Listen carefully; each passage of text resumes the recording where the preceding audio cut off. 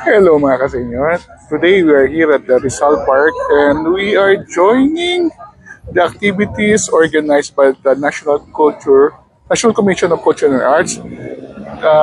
This month we're celebrating the Philippine Creative Industry Month, and they have organized several workshops, seminars about the arts like photography, acting, dancing. But in our case, we are joining the workshop on painting. So, susubukan natin mag-aral ng painting dahil matagal na natin siyang gusto matutunan. So, tara, let's go. At join na tayo sa PCIM workshop on painting. Let's go!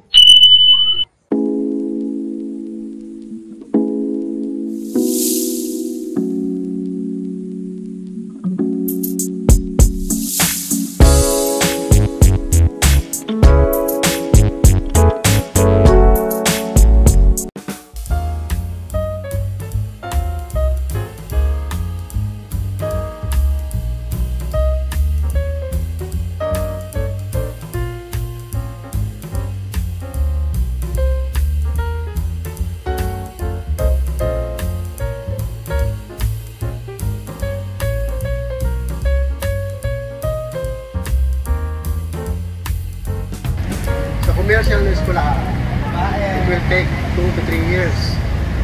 No? Kasi nga, na-adjust lang nila yung curriculum doon sa... Pero actually, dahil doon sa kailangan mo yung practice siya. Pero dito sa atin, medyo shortcut yung ating gagawin.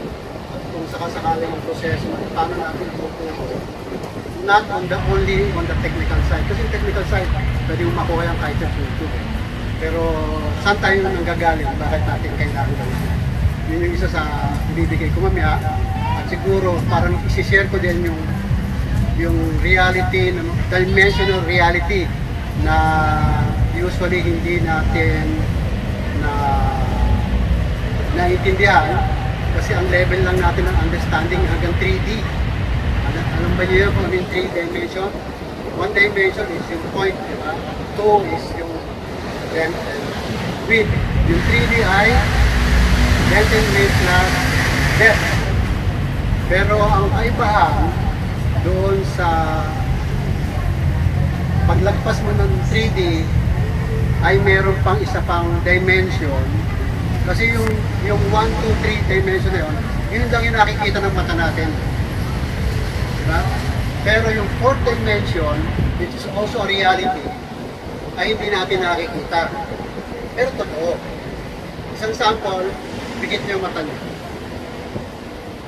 Please, okay? Doon sa kanto, nakikita niyo yung love niyo or yung crush niyo.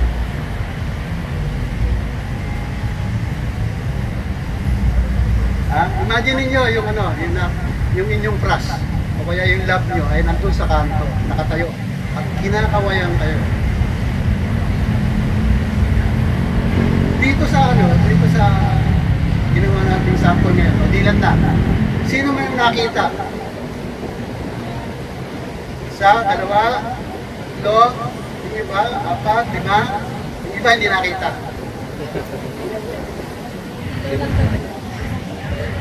Yan yung kaibahan kasi yung hindi pa tayo sanay na mag-imagine.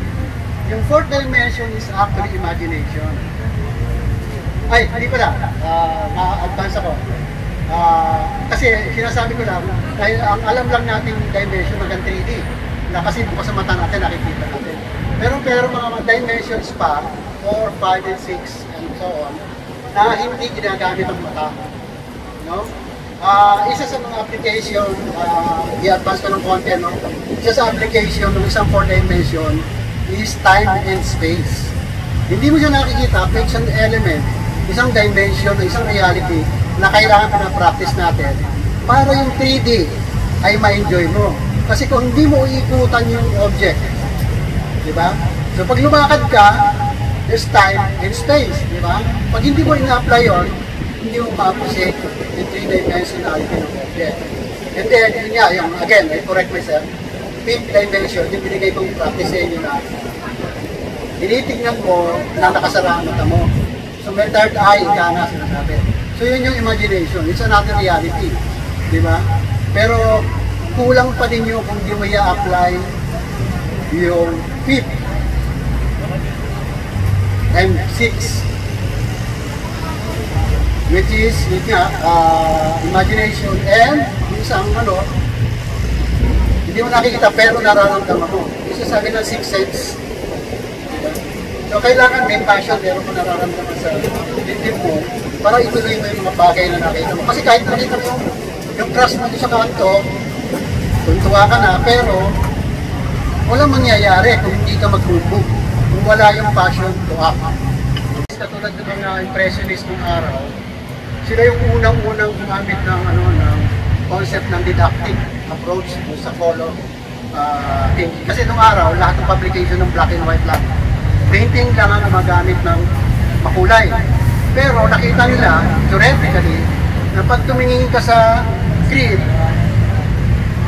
actually hindi lang siya ay composition ng dalawang kulay, blue and yellow. So ganun ang ginawa nila. Kaya tinatawag silang impressionism kasi alam nila ang katotohanan, 20 years away, hindi mo nakikita talaga ang detalye ng mata. Diba? So hindi mo kailangan gawin yung detalye. Impression lang na may mata. So ganun din sa kulay. No? Na pag yung blue at saka yung yellow pinagtabi mo, pag nilayuan mo, nag-aano yung kulay sa mata mo. Nagiging green siya. Kaya ang ginagawa nila, ganun yung application nila, no? Parang pinagtatabi nila yung mga colors na yun. Pag lumayo ka, ang effect is like looking at that color. Pag mula noon, natuto ngayon itong mga printing press, kasi na-realize na pwede ko lang gawin full color. Only by using the 3 colors na primary. Ngayon, depende na lang kung gaano karami yung tuldok ng pula doon sa yellow. Kung mas dominant, dalawa yung tuldok ng pula at isa lang yung yellow, hindi siya orange. Ano siya? Red, orange. So nagbabago yung coloring dahil doon sa kung gaano karami yung dots o percentage doon sa isang square na actually nagsimula ito after the Mexican Revolution. Nung magkaroon na revolution sa Mexico, habang meron silang mga bayan o towns na nakakapture, ginagawa ng mga artist doon, pinipintahan nila yung mga building. Kaya lang, dahil ang gamit niya yung araw oil at alkyd, yung oil at saka semento, ano yan diba yung semento galing gawa sa tubig, diba? Hindi siya nagtatanggal, natutuklap ang oil. Kaya kailangan, yung pangalan niya, yung kapating yung semento dapat yung titira. Kaya instead of ay nagmamadali sila. Kung pwede sana magamot yun, kung ang gagamit nila yung fresco paint. Alam niyo kung ano yung fresco paint? Ito yung ginamit sa Sistine Chapel. Ito yung the biggest watercolor in the world. Kasi ang ginamit doon ay tubig at saka color pigment lang. Pero bawat figura doon ay ginagawa nilang, nilalagyan nila ng fresh plaster na made of yung marble dust at saka white cement. So habang natutuyo siya, hindi pa totally tuyo, doon yung pinipintahan ng tinulong na pigment sa tubig. At yun ay habang natutuyo, pumapasok yung kulay sa loob. Kaya kahit kuskusin mo yun, pagkatapos na natutuyo na yan, hindi mo siya makatanggal. Naka-embed na siya. Kung mag-isa nagkaroon na ng dye doon sa loob ng cement. Kaya lang, napakatagal yung process. Kasi another figure, gagawa lang sila ng panibagong semento doon, ng plastic, saka ulit ipintahan. Para mag-extend o lumipis, kailangan kasi ng turpentine o kaya gas, panglinis, so marami siyang practical use yung watercolor, parang watercolor, pero pag natuyo ay waterproof na. Kaya gagamit kayo nito at lalagay sa tabi nyo. Kailangan kasi yung kagad. Hindi, magiging body painting. Itong Davis kasi, direct na mismo siya na yung pipinta. Unlike yung sa Boysen, actually pan-paint lang siya, hinahalo sa puti. Kaya kadalasan yung mga painting nila ay medyo pastel colors kasi lagi may gamit. At pag ginamit mo yung na na kulay ng ulcerated yung hindi siya kasing tibay. Kasi ito direct na siya. Basic Davies colors. Yellow, it's cheese yellow, and then blue, azure blue, and then red, cafe red. So ito ang acrylic. Ito yung mga bagong uso ngayon. Dito rin tayo mag-mix. Pero bago yun, mag-demo muna ako ng parang shortcut. Pag kinamitan mo ng tubig, nakakita ba lang? Diba transparent siya? Kahit sa papel, pwede yan.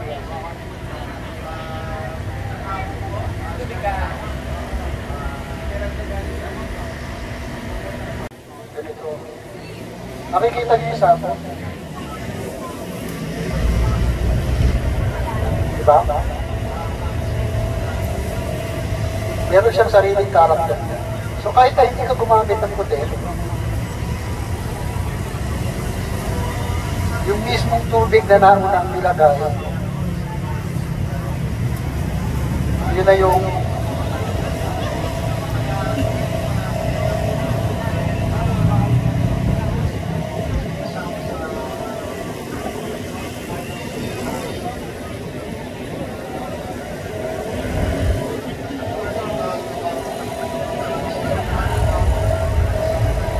kaya kung ayaw naman yun na mutulong na gano'n, kailangan makapalan nyo. Huwag na nyo lalagyan ng tubig.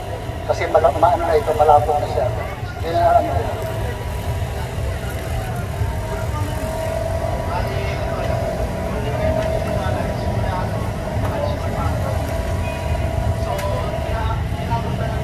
Diba? Unlike,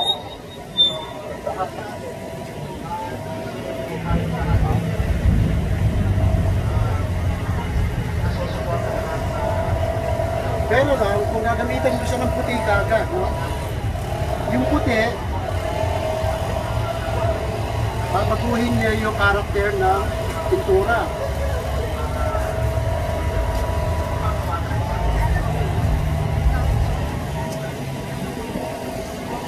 Yung brush stroke, nami-mix along the way.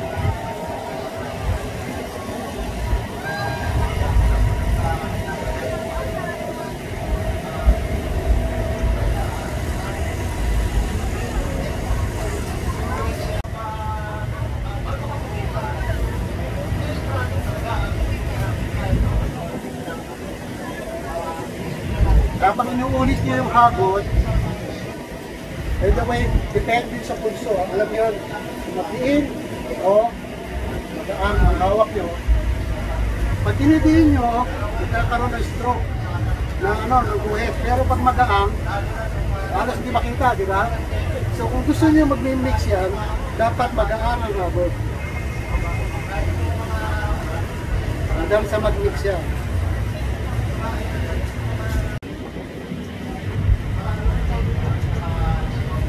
Hindi mo kaagad lagyan ng ano.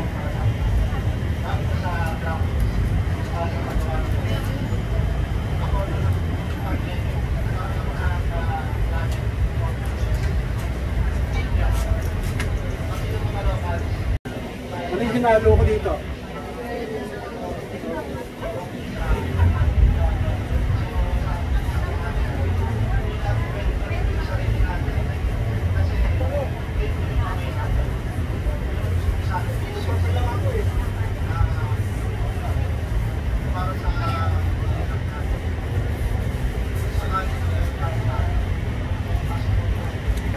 Kadalasan sa acrylic, yung blue at saka red, ano labas?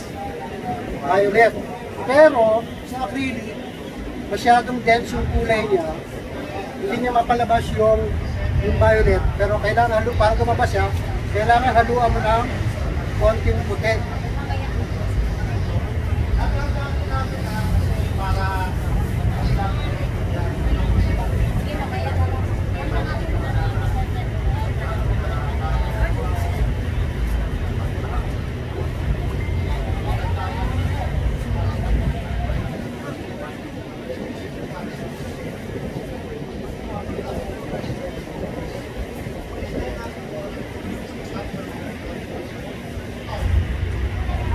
Depende sa dami, magbabago yung kulay niya.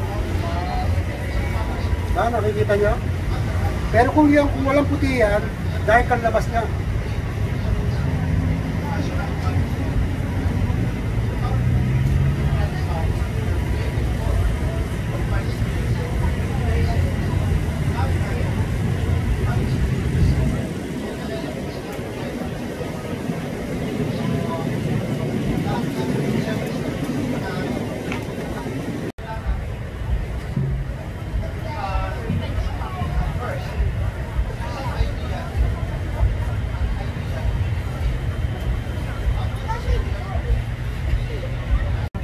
Lang, anong labas niya? Dark violet siya, di ba? Hindi siya mapalabas ng katulad ng gano'n. Kaya kadalasan kung minsan pag ayaw ko gumamit ng itim, ito yung ginagamit ko. Kasi pag gumamit ka ng itim, nagiging butas yung object. Hindi katulad nito, durang siya, parang neutral. Pag yung nagawa on the spot kayo, dapat tinitipin nyo yung subject matter nyo. Saka yung pinipinta nyo. Pero ito, parang ano lang ito, sample. Ang background lang siya.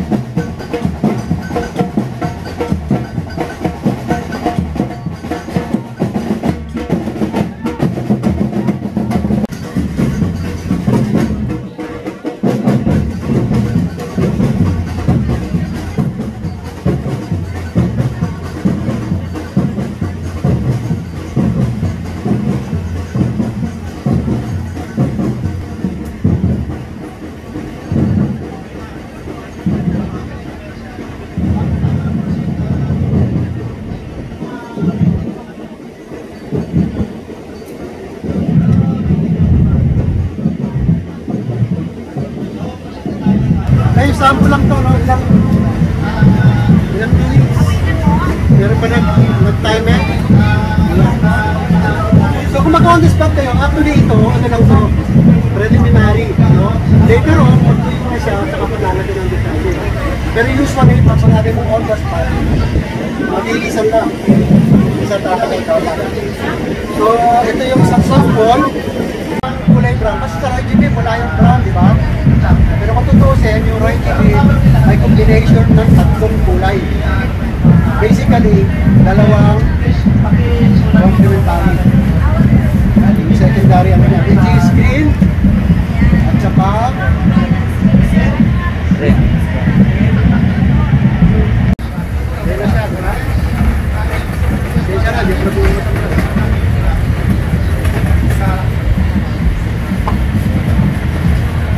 Ganito yung sinasabi ko na ano, usually pag-ising ko, wala kang nakikitang detalye. Ngayon lang. Pero,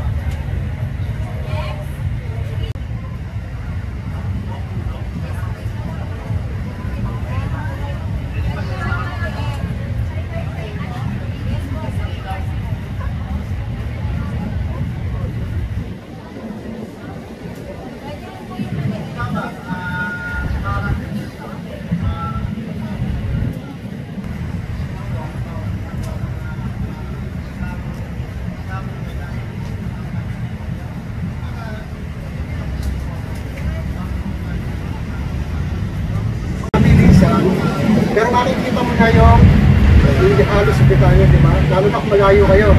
So, kung gusto mo pang detalye yan, yun yun. Pero sa unang ano, hindi mo na kailangan gawin yung kasi simula pa tayo sa gawa ka ng oban, lalagyan mo ng guhit, gano'n. Kasi kung tutusin, kasi ito wala naman tayong model, pero mas maganda sana kung may model para nakita natin yung basis. Kasi ako, pinatrain ko na yung mata ko na hindi na ako nag-i-sketch o nag-i-grip sa papel o kaya sa canvas. Ang ginagawa ko, matagal ko tinitignan yung model. Kasi nakuha ko itong technique na ito pag yung gabi, tumingin ka doon sa shadow mo, binawin yung ilaw, dito may shadow mo, pag tumingin ka sa sky, nare-reverse yung shadow. Diba? So actually ngayon nagagawa ko yun, na pag matagal ko tinignan yung modelo, pagtingin ko sa papel, nandun yung kanyang anino. So ang ginagawa ko, tinitrace ko na lang. Diba? Parang gaya. So, ano yun, ititrain mo sarili mo.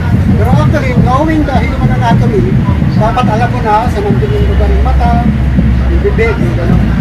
So, pwede mo na siyang gawin. Ito naman kanina, no? Actually, foundation, di ba? Tapos saka natin gagawin yung lugar. So, mamaya, ganyan din yung gagawin niya. Tuwa kayo na.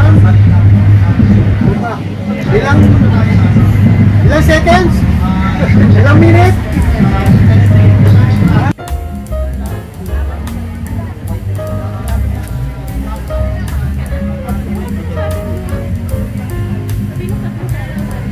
Sharing ka lang tayo.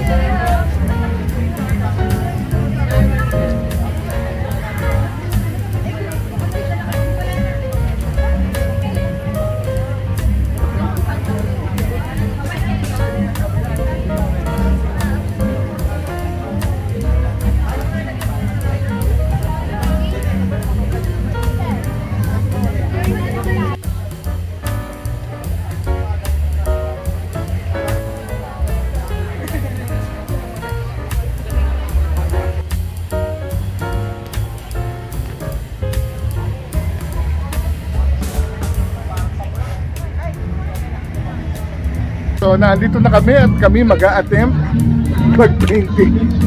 Ayun ang ating mga materyales. Ano ba pipinta natin? Ha? Walang Hairbrush daw pwede, hairbrush. Pwede yung ano sa makeup? Sa makeup, sa blush on. Yan, yun yung ating mga pintura at ang ating illustration board.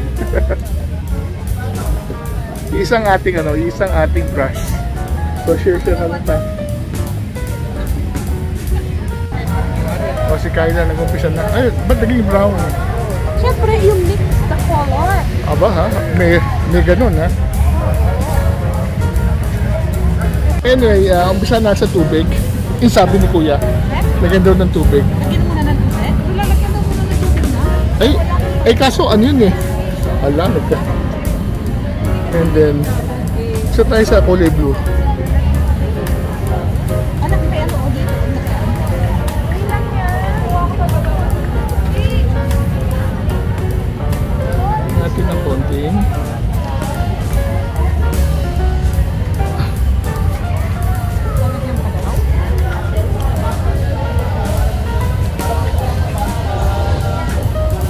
Ala, yan ha. Nakita nyo, may sky na kaagad. Di ba?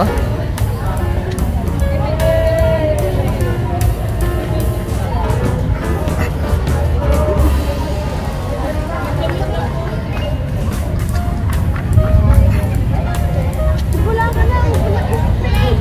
Nag-iisip ko ako bakit ba?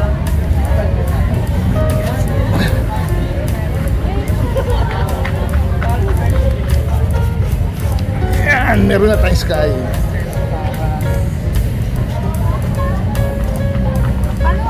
Green. Ha? Tsaka blue, tsaka yellow. And then, ano na susunod natin?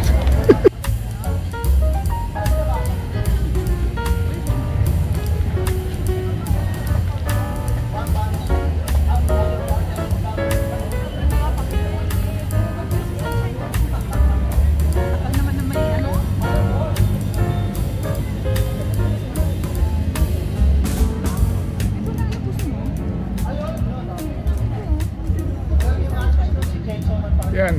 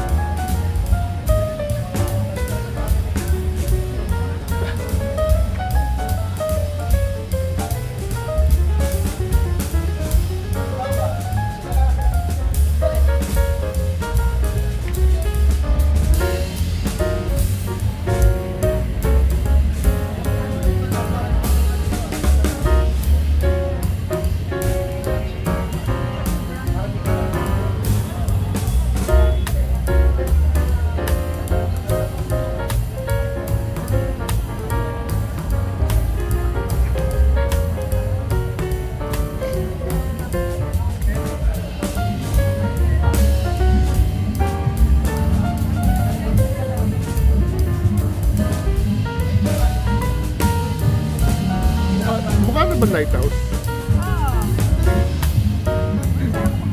Tingnan natin ang clouds.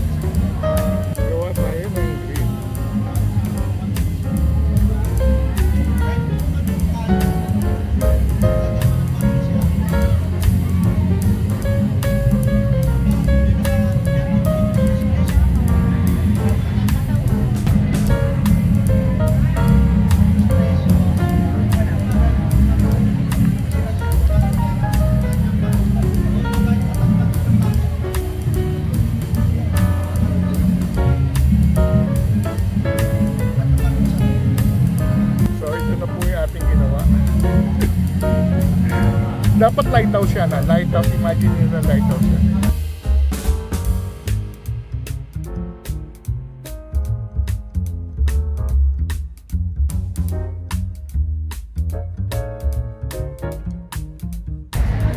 ito natin ginawa. Dapat lighthouse yan.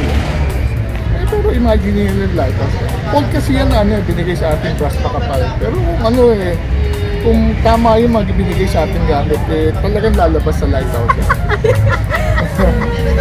Saka yung pintura medyo kulang, kaya hindi masyadong natimpa ng ayos. Kaya, pero okay, maganda pa naman. Diba? Husay ko gumawa, Ito yung mga kasama natin. At ano ba yung pinipinta mo, ate? Ano ba dapat yan? Ay, ano kay Kayla? Ano nagawa niya yan?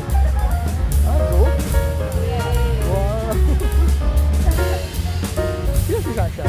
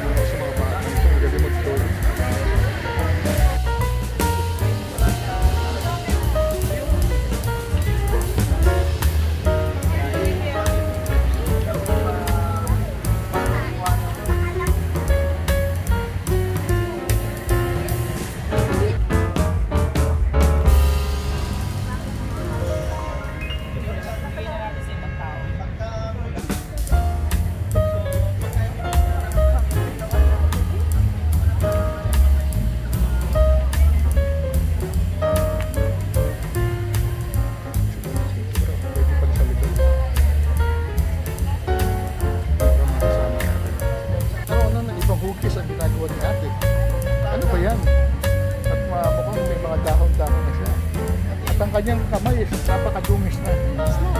Paano? Hindi naman nagbubuhay. Dapat Yaping. ganyan. Paano? Dapat yung ginaganon-ganon. Ginaganon-ganon? Kaso, wala. Siguro ang mukha ni Sunshine. Nawala na si Sunshine. Nawala na yung dog. Mga bata, umayagit ako.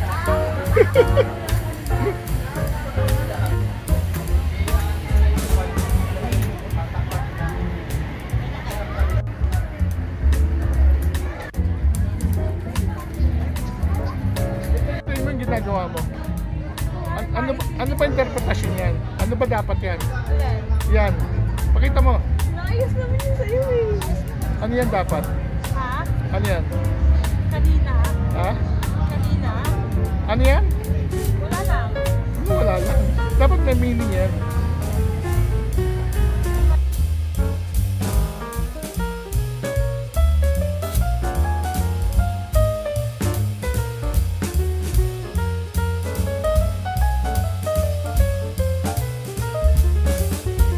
Alright folks, so tatapos lang natin ang ating attempt na mag-aral kung paano magpinta. At nagpinta rin tayo kahit paano. So nandito pa rin tayo sa Luneta at yung mga kasama natin sa likod, mga nagpipintura pa rin sila. So nagpapasalamat ako sa National Commission of Culture and Arts sa kanilang Philippine Creative Industry Group at nag-conduct sila ng iba-ibang workshop dito sa Luneta ngayong buwan ng September. Merong painting, merong pottery, merong photography, may dancing, singing. At sinalihan natin na yung painting at napakagaling nung nagbigay ating instructor, si Sir Ega yata ang pangalan noon. Tinuro sa atin ang basic ng painting. Hindi naman talaga yung professional painting, pero painting as an hobby, sabi niya, it's a good way to para maging mapayapa ang isip mo at maging creative ka. So, ang sabi lang niya, very simple lang ang tinuro niyang instruction. Always use your imagination. Pagising natin sa umaga, yung papel or yung canvas, blanco siya, umpisa natin lagyan ng kulay. So, with that, sinubukan niya lagyan ng kulay, ng mga images, ng mga sketches sa kanyang canvas, hanggang sa makabuo siya ng mga painting. At ang tinuro niya, ang gamit pa lang yun is basically yung Davis paint, acrylic paint, dahil very practical at saka medyo mura siya at madali siyang gamitin. At ang basic lang is paggamit ng 3 basic color, yellow, blue at saka red, at makagawa ka ng iba-ibang kulay. So sinubukan din natin magpintura. Nagkatim tayong gumawa ng lighthouse at ang ating first attempt is pwede na, pero kailangan pa natin ayusin yun. So yun, at siguro itutuloy natin yung hobby natin ng pagpipinta at kahit paano natutunan natin ang basic ng pagpipintura. So, kakaibang adventure ang ginawa natin ngayon. I guess nagpapasalamat ako sa organizer ng event na to. So, ito yung ating adventure for today. Siguro travel while you can, kung pwede yung gawin ito. Salamat sa panonood nyo. Hanggang sa susunod natin vlog. See you soon!